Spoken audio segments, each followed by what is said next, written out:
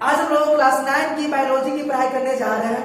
Biology में जो आपका चैप्टर है सेल, है ना, पूरा नाम उसका क्या है? The fundamental unit of life. नहीं, the fundamental unit of life cell. इसके आज हम लोग पार्ट नंबर 2 पढ़ेंगे। पार्ट 1 में लोग बस ज्यादा नहीं क्या पढ़ते हैं, सेल पढ़ते कि सेल होता क्या है, इसका खोज किया कौन किया, ना कब किया, सेल कौन से वर्ड से लिया गया है, सेल के आधार पर एनिमल्स को कितने भाग में बांटा गया है, जो भी लिविंग बॉडीज है उसको कितने भाग में बांटा गया है, यूनिसेलुलर मल्टीसेलुलर दोनों का डिफरेंस हम लोग जानते हैं। इतना ही नहीं जानते हैं। तो आज हम लोग क्या पढ़ेंगे? आज हम लोग पढ़ेंगे सेल थ्योरी। क्या पढ़ेंगे? सेल थ्योरी पढ़ेंगे। इससे रिलेटेड कुछ ऑब्जेक्टिव है वो जान लेंगे।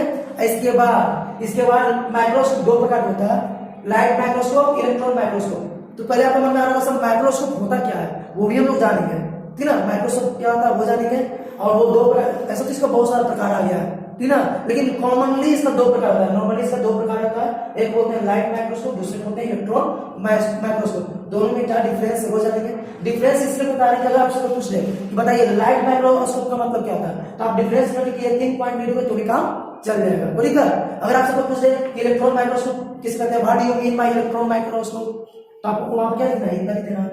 ऐसा ना, वैसे तो इसका लंबा चौड़ा आंसर है, लेकिन आप इतना भी लिखोगे तो काम चल जाएगा, ठीक है। चलिए तो पहले शुरू करते हैं सेल थ्योरी। क्या आपको शुरू करना है? Cell theory. तो सेल थ्योरी होता है क्या, पहले देखिए ध्यान से सुनिए। जो भी हम बात बता रहे हैं वही बात यहाँ पर लिखा गया, जो भी हम बात बता रहे हैं वही बात यहाँ पर क्या गया, लिखा गया, ठीक है। तो आप ध्यान से मेरी बात को सुनिए। और उससे पहले क्या करना है, 1 सेकंड के लिए साइड जा रहे हैं आप, इसमें स्क्रीनशॉट ले लीजिए, क्योंकि अभी हम इसके बाद फिर इसको गंदा कर देंगे। तो गंदा कर देंगे तो आपको लिखने में क्या हो जाएगा, दिक्कत होगा ना। तो अभी साफ है, अभी इसको क्या कीजिए, इसको स्क्रीनशॉट ले लीजिए। स्क्रीनशॉट लेकर कॉपी में क्या कीजिएगा, इसको लिख लीजिएगा। इससे होगा क्या कि आपका नोट्स बनकर तैयार होता जाएगा। जैसे जैसे मेरा वीडियो आप देखते जाएगा उससे आपका नोट्स आगे बढ़ते जाएगा, तैयार होते जाएगा। तो इससे आपको कहीं कोचिंग जाने की जरूरत नहीं पड़ेगा, कहीं भैया दीदी किसी के पैर पर करने की जरूरत नहीं पड़ने वाला, क्योंकि सब चीज हम आपको यहीं पर बता देंगे, ठीक है। तो चलिए स्टार्ट करते हैं। सेल थ्योरी होता है क्या? तो सेल थ्योरी में देखिए सबसे पहले एक साइंटिस्ट आए थे जिनका नाम स्लाइडर। ध्यान से इसको पढ़ते हैं लोग, स्लाइडर। क्या पढ़ते हैं? स्लाइडर। 1838 में एक साइंटिस्ट आया, ठीक ना, जर्मनी के वो थे। कहां के थे? जर्मनी के थे, बोटानिस्ट थे, ठीक ना। बोटानिस्ट भी एक साइंटिस्ट का ही रूप होता है, ठीक है। तो उनको क्या बोले, वो बोले कि जितने भी प्लांट्स, ऑल प्लांट्स, ये जो स्लाइडर नाम के जो साइंटिस्ट है वो क्या बात बताए कि ऑल प्लांट्स, जितने भी प्लांट्स है कंसिस्ट ऑफ सेल्स, मतलब जितने भी प्लांट है किस चीज का बना हुआ है, सेल्स का बना हुआ है। बस इतना ही वो बताया। कौन? स्लाइडर। आए समझ ना। तो ये जो बोटानिस्ट है ना, बोटानिस्ट सिर्फ प्लांट्स के बारे में ही पढ़ाई करता है, स्टडी करता है। आए समझ ना। एक होता है जूलॉजिस्ट। आप आगे पढ़ो ना, जैसे बायोलॉजी पढ़ रहे हो ना, बायोलॉजी आगे चल के दो भाग में बढ़ जाता है, एक बोलते हैं बोटनी, एक बोलते हैं जूलॉजी। ऐसे ना, एक बोलते हैं बोटनी, एक बोलते हैं जूलॉजी। बोटनी में हम लोग पेड़ पौधे के बारे में पढ़ते हैं, जूलॉजी में हम लोग एनिमल के बारे में पढ़ते हैं। किसके बारे में पढ़ते हैं? एनिमल्स के बारे में। ये बोटानिस्ट है तो ये क्या बात पता है कि जितने भी प्लांट्स हैं वो किस चीज का बना हुआ है? सेल का। आए समझ ना। अब उसी के जस्ट 1 साल के बाद, एक 1 ईयर लेटर, मतलब 1 साल के बाद 1839 में कौन है? स्वान है। कौन? स्वान, ठीक है। ये भी जर्मनी के थे। कहां के थे? जर्मनी के थे, जूलॉजिस्ट थे। ये क्या बात बताया? ये बात बताया कि जितने भी एनिमल्स हैं और प्लांट्स हैं सब लोग किससे बना हुआ है? सेल का बना हुआ है। बस ये पर स्टॉप कीजिए, पहले फिर सब पीछे आते हैं। पहले क्या बताया कि 1838 में स्लाइडर, जो कि जर्मन बोटानिस्ट हैं, क्या प्रपोजल दिए? यही प्रपोजल दिए कि all plants are made up of cells. ऐसे समझना, ठीक है। इसके 1 साल के बाद, 1 ईयर लेटर, 1839 में एक दूसरे साइंटिस्ट है, जर्मन जूलॉजिस्ट है, जिनका नाम है स्वान। क्या नाम है? स्वान। वो क्या बोले कि all plants and animals are consist of cells, या all plants and animals are composed of cells. जितने भी प्लांट्स हैं, जितने भी एनिमल्स हैं, वो किस चीज के बने हुए हैं? सेल के बने हुए हैं। आया समझ में? कौन ये बात बताया? स्वान बताया, ठीक है। तो यही आपका बेसिस है इसका, सेल थ्योरी का। ये क्या है? बेसिस है, आधार है। जो सेल थ्योरी पर है उसका आधार यही है। इसके कुछ समय के बाद एक अगले साइंटिस्ट आए जिनका नाम है विर्चो। 1855 में एक अगले, वो भी जर्मन ही थे, मतलब जर्मनी के ही थे, बायोलॉजिस्ट है, जर्मन बायोलॉजिस्ट है, जिनका क्या नाम है? R Virchow. वो क्या बताता है कि जितने भी सेल है हमारे शरीर में, जितने भी सेल का निर्माण होता है, जितने भी सेल बनते हैं, वो सेल पहले से जो सेल है उसी से बनते हैं। मतलब ये ऑल सेल्स, जितने भी सेल्स, मतलब all cells arise from pre existing cells. नहीं आया समझ? ये जो जर्मन बायोलॉजिस्ट आर विर्चो है वो क्या बात बताया? ये ना बताया कि ऑल सेल्स एराइज, जितने भी सेल्स एराइज होते हैं, कहां से एराइज होते हैं? तो फ्रॉम प्री एग्जिस्टिंग सेल्स, मतलब पहले से मौजूद सेल्स है। आया समझ ना। प्री एग्जिस्टिंग सेल्स मतलब क्या, पहले से जो मौजूद हमारे शरीर में सेल है ना, उसी से नया सेल बनता है। क्लियर हुआ नहीं हुआ? तो फिर से एक बार ऊपर से आते हैं। In 1838 a German botanist, name क्या उनका, Schleiden, a German botanist Schleiden gave a proposal that all plants are made up of cells. जितने भी प्लांट्स हैं किस चीज के बने हुए हैं, सेल के बने हुए हैं। ये कौन बात बताए, तो कौन बताए, ये स्लाइडेन बताए 1838 में। A year later in 1839 a German zoologist Schwann gave a proposal that all plants and animals are composed of cells। जितने भी प्लांट्स और एनिमल्स हैं वो सेल का बना हुआ है, ऐसा बताया उनको कौन, एक जर्मन जूलॉजिस्ट है जो स्वान 1839 में 1839 में ये बात बताया, 1839 में। ठीक है, यही जो है, ये दोनों जो कंक्लूजन निकला है, यही कंक्लूजन सेल थ्योरी का क्या है, बेसिस है। क्या है, बेसिस है। कंप्लीट क्लियर है। अब इसी के बाद कुछ सालों के बाद 1855 में, इन 1855 जर्मन बायोलॉजिस्ट, एक जर्मन बायोलॉजिस्ट है जिनका नाम है R Virchow. A German biologist R Virchow explain that, क्या एक्सप्लेन किया है कि all cells arise from pre existing cells. जितने भी सेल है पहले से मौजूद सेल से ही एराइज होते हैं, पहले से मौजूद सेल से ही नया सेल का जन्म होता है। क्लियर हुआ? तीसरे हम लोग को सेल थ्योरी प्राप्त हुआ। क्या प्राप्त हुआ? Cell theory. और सेल थ्योरी में क्या क्या बात बताया गया, क्या क्या दावा किया गया, क्या क्या उसका पोस्टुलेट्स है। पोस्टुलेट्स पूछा जा सकता है कि what are postulates of cell theory. Cell theory का क्या क्या पोस्टुलेट्स है, ध्यान से सुनिए। इसे कैसे क्वेश्चन है, क्वेश्चन आएगा what is cell theory, cell theory है क्या, what are postulates of cell theory. Cell theory का क्या क्या दावा है, क्या क्या बात बताई गई। तो पहला क्या बात बताया गया था, ऑल ऑर्गेनिज्म, जितने भी ऑर्गेनिज्म है composed of cells and cell products. जितने भी ऑर्गेनिज्म है वो सेल या सेल प्रोडक्ट से बने हुए हैं। क्लियर, ये बात बताइए ना, all organism are composed of cells और सेल प्रोडक्ट्स। क्लियर है, ऑल ऑर्गेनिज्म मतलब जितने भी ऑर्गेनिज्म है आर कंपोज्ड ऑफ, बने हुए हैं सेल्स और सेल प्रोडक्ट्स, सेल से बने हुए हैं। क्लियर है। दूसरा पॉइंट क्या बात बताया गया कि ऑल मेटाबॉलिक रिएक्शन, जितने भी मेटाबॉलिक रिएक्शन होते हैं ना हमारे समय, जितना भी मेटाबॉलिक रिएक्शन होते हैं वो कहाँ होता है, तो इनसाइड सेल के अंदर होता है। जितने भी हमारे अंदर मेटाबॉलिक रिएक्शन होता है ना, जिसे हम लोग रेस्पिरेशन भी करते हैं ना, वो भी कहाँ होता है, सेल्स के अंदर ही होता है। आया समझ ना। तो all metabolic reactions take place in cells. Clear है, ऑल मेटाबॉलिक रिएक्शंस, जितने भी मेटाबॉलिक रिएक्शंस हैं वो सेल के अंदर होता है। All metabolic reactions take place in sales.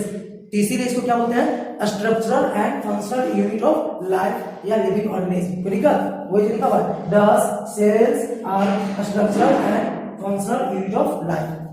ठीक है, नहीं। चलिए अगला क्या करा, जो बिरचो जी बताते हैं, जो हमारे बिरचो जी जो है वो क्या बताते हैं ना कि all cells arise from pre existing cells only. जितने भी सेल्स है वो कहां से होते हैं, प्री एग्जिस्टिंग सेल्स है। क्लियर है। चलिए एक पॉइंट और है, every organism starts its life as a single cell. जितने भी ऑर्गेनिज्म है, चाहे हम है या कोई प्लांट है या कोई और एनिमल है या कोई इंसेक्ट ही क्यों ना हो, ठीक है ना, जितने भी एनिमल्स हैं, जितने भी लिविंग ऑर्गेनिज्म हैं, सब लोग अपना लाइफ की शुरुआत किससे करता है, एक सिंगल सेल से। सभी लोग की लाइफ की शुरुआत किससे होता है, एक सिंगल सेल से। और पहले ही बताया था कि जितना भी सेल होता है पहले से जो सेल होता है उसी से बनता है ना। एक सिंगल सेल जो हुआ उसी से नया नया सेल बनते गया, नया सेल से फिर नया सेल बना, नया सेल से फिर नया सेल बना, इस तरह से हमारा बॉडी का क्या हुआ, निर्माण हुआ। ऐसा समझ ना। आप पिछले क्लास में पढ़े होंगे, क्लास 8 या 8 में पढ़ोगे आप लोग, 8 क्लास में रिप्रोडक्शन चैप्टर कुछ है उसमें, ऐसा तो क्लास 10 में भी पढ़ना है। तो क्लास 8 में भी रिप्रोडक्शन पढ़ेंगे तो उसमें भी पढ़ेंगे क्या कि पहले क्या होता है, एक सेल ही जो होता है स्पर्म, ठीक ना, वो क्या करता है, दूसरे सेल जो होता है ओवम उससे जाकर मिलता है, तब जाकर बनता है जायगोट, पता है ना। वही जायगोट क्या करता है, धीरे धीरे बेबी का निर्माण करता है, धीरे धीरे डिवीजन वो क्या करता है, एक बेबी बनाता कि बनाता है। तो यहाँ से आपको क्या पता चल रहा है कि लाइफ की जो शुरुआत हुआ किससे शुरुआत हुआ, एक सिंगल सेल से। नहीं बात मतलब every organism starts its life from a single cell. Clear है। तो ये सेल थ्योरी था। अब एक बार समझ लीजिए सेल थ्योरी क्या, 1838 जर्मन बोटानिस्ट है जिनका नाम क्या, Schleiden, give the idea that all plants are made up of cells. जितने भी प्लांट्स हैं वो क्या है, सेल के बने हुए, सेल से बने हुए। इसके बाद ए ईयर लेटर, एक साल के बाद, इन 1839 में 1839 में एक जर्मन क्या है, जूलॉजिस्ट आया था जिनका नाम है Schwann, give the proposal of that क्या कि all plants and animals are made up of cells. जितने भी प्लांट्स और एनिमल्स हैं सब लोग सेल के कंपोज किए हुए हैं, ठीक है, सेल से बने हुए हैं, ठीक है। इसी के बाद 1855 में एक और जर्मन बायोलॉजिस्ट आया जिनका नाम है आर विर्चो।